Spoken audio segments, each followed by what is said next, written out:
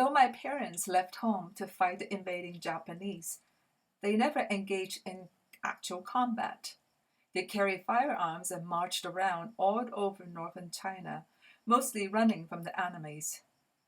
It was guerrilla warfare through and through.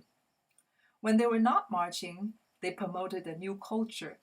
Everywhere they went, they taught peasants how to read. They spoke against bound feet.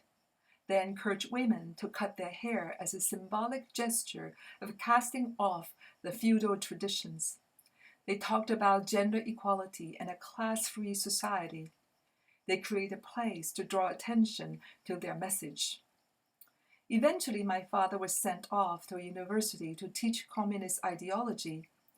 Wherever the guerrilla group went, my mother's family name was sufficient to garner provisions from the locals without any question. This advantage, along with her abilities, put her in higher and higher administrative positions. The two were physically separated as their duties diverged. Everyone was encouraged to voice their opinions. When my father voiced his criticism of those actions that contradicted the ideology, it was decided that he should be shot.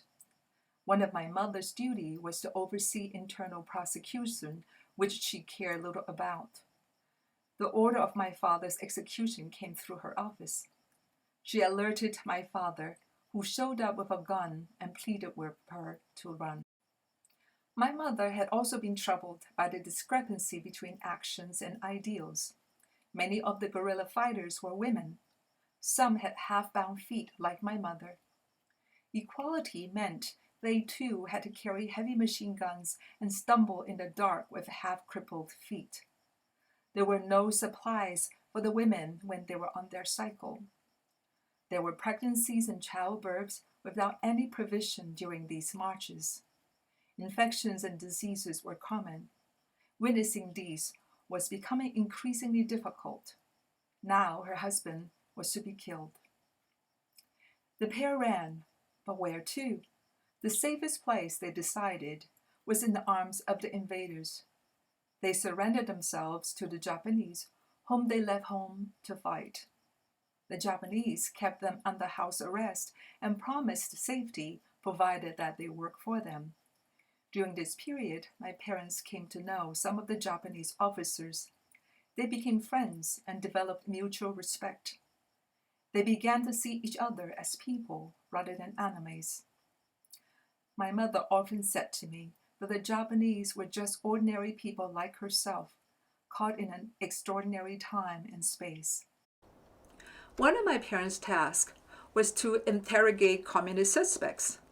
They never convicted anyone and helped many to be released from Japanese prison.